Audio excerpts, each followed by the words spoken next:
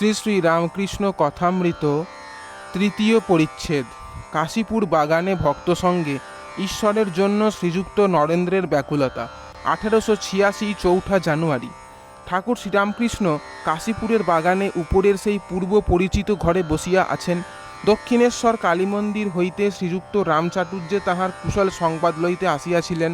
ঠাকুর মনির সহিত সেই সকল কথা কহিতেছেন, বলিতেছেন, ওখানে মানে দক্ষিণেশ্বরে কি এখন বড় ঠান্ডা? আজ 21শে পৌষ কৃষ্ণা চতুর্দশী, সোমবার চৌঠা জানুয়ারি 1886 খ্রিস্টাব্দ। অপরাহ্ন বেলা 4টা বাজিয়া গিয়াছে। নরেন্দ্র আসিয়া বসিলেন। ঠাকুর তাহাকে মাঝে মাঝে দেখিতেছেন ও তাহার দিকে চাহিয়া ঈষৎ হাসিতেছেন, যেন তাহার স্নেহ উথলিয়া পড়িতেছে। মণিকে সংকেত করিয়া বলিতেছেন, কেঁদেছিল। ঠাকুর কিঞ্চিত চুপ করিলেন।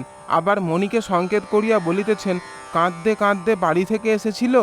সকলে চুপ করিয়া আছেন। এইবার নরেন্দ্র কথা কহিতেছেন।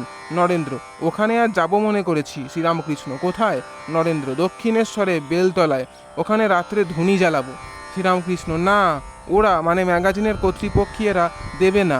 পঞ্চবটী বেশ জায়গা, অনেক সাধু ধ্যান জপ করেছে, কিন্তু বড় শীত আর অন্ধকার। সকলে চুপ করিয়া আছেন। ঠাকুর আবার কথা কহিতেছেন। শ্রীরামকৃষ্ণ নরেন্দ্রের প্রতি সহাস্যে: পড়বি না?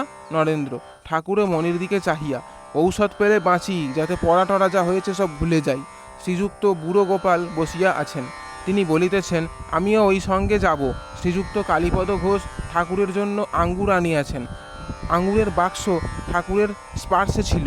ঠাকুর ভক্তদের আঙুর বিতরণ করিতেছেন। প্রথমেই নরেন্দ্রকে দিলেন, তাহার পর হরিলুটের মতো ছড়াইয়া দিলেন।